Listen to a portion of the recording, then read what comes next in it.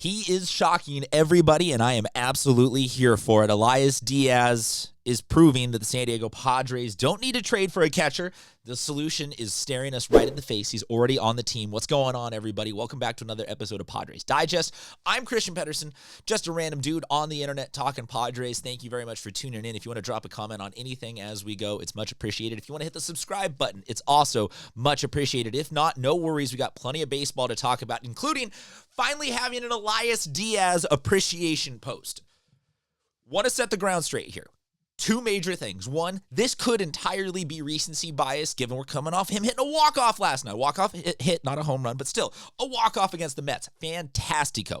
Much needed. I get it. I'm hyped. Two, I do have to create content for a living, so you might be saying, Christian, you're really stretching. There's nothing there. But hear me out. Let's go on a little adventure down the rabbit hole of our catchers, specifically, though, this man, Elias Diaz, because like I said, last night, as of us recording this, don't know when you were watching this, but as of last night of us recording this, he was out there cheesing. 2 days in a row, I'm saying that word. For those of you that don't know what cheesing is, it means smiling. It's the slang term for when you're happy out there. We've seen Xander now out there cheesing, hitting monster home runs, and it's in baseball. There is, I believe, a such thing as just the intangibles. And you can drop a comment on all this. Let me know what you think. But I do like there is the X's and O's where you can hard look at something stat wise and be like, this guy can't hit a curveball because we have empirical data for 20,000 at bats or whatever. There's also just the feel, the look, and Moneyball argues with it, and stats and sabermetrics and the traditionalists. And there's this whole, I'm not getting into that because I think that the two can very much coexist peacefully together in a baseball clubhouse.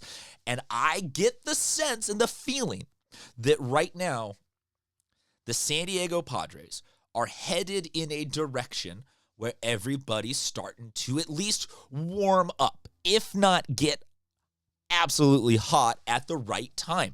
We've had ebbs and flows this year of people going on and off the IL, of Merrill starting hot, getting ice cold, Fernando going cold, getting hotter, Manny coming and going, having days where it is never fully lined up. And there have been things where we've then wound up with losing streaks because the offense is sputtering and it's not working. But meanwhile, the pitching staff's been going pretty good. The pitching staff goes pretty well because they seem to like throwing to Diaz, so that is certainly a check in the right direction when he's not hitting well. But the offensive numbers are, dare I say, starting to pick up quite nicely. Let's show you Elias Diaz last 7 games. Got a home run in there. Got some RBI. Got offensive production. Good offensive production. Offensive production that if you look at the last 15, so meaning that previous stretch, that 150 is about what I think we all kind of came to know and expect from him this season. And now seeing if in his last 7, he's hitting almost 300, I don't want to seem completely detached from reality and say that, he's going to be hitting 487 by the end of the year.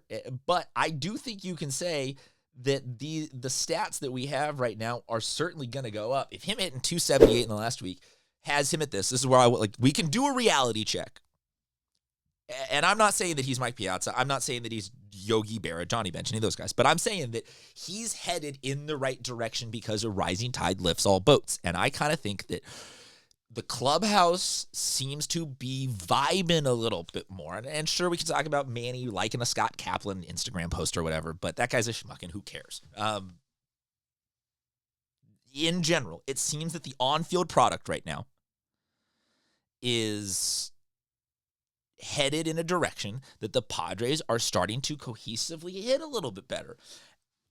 That being said, I get that we could add a Sean Murphy or add a better hitter or add somebody who's an all-time slugger. But if this guy's starting to hit a little bit better, combined with this is not specifically a Maldonado love video, but here's Martin Maldonado's last 7. He has played less, so this is not the most recent 7. This is just his last 7.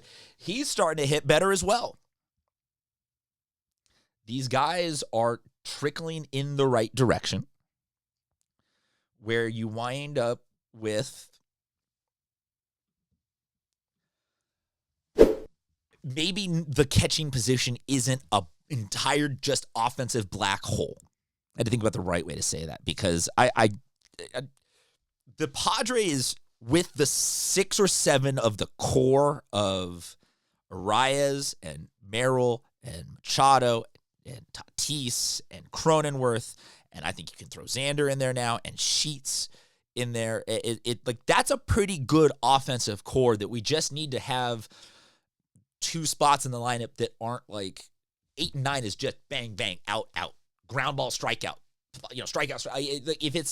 If it's 8 and 9 are hitting 230 and just not always just like I said, a black hole of offense, I think that kind of has a pretty good effect on Padres' chances of winning a lot of these games, because you're hamstringing yourself when you get to that. And we saw it a lot when the NL used to have the pitcher there. You hamstring yourself when you get to that bottom, and there's just consistently no production, and there's just always nothing going on. And it's, well, whatever, we got 2 on, but you got 7, 8, 9, so they're going to be able to pitch through it. Or it's, we're leading off the inning with our 9 hitter, so basically what we're leading off is Arraez with 1 out.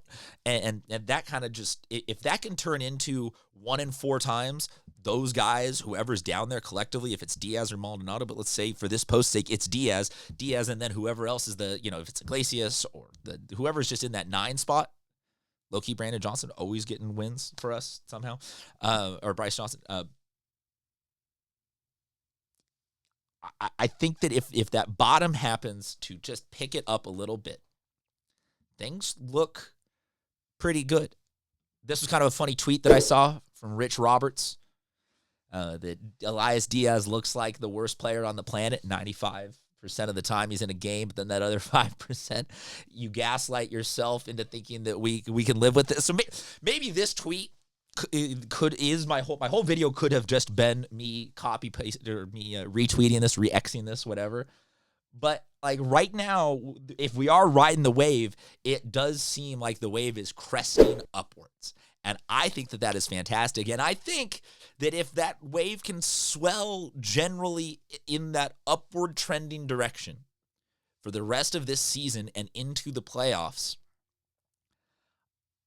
I'm not saying we don't need a trade, because we can always benefit. If you added Sean Murphy into this lineup, yes, we would be a better Padres team. But I'm thinking maybe the answer has been staring us in the face all season long, that what we really need at catcher is just for these guys to just find the sweet part of the bat at a 1 in 4 clip, and that the rest of the lineup can take care of itself.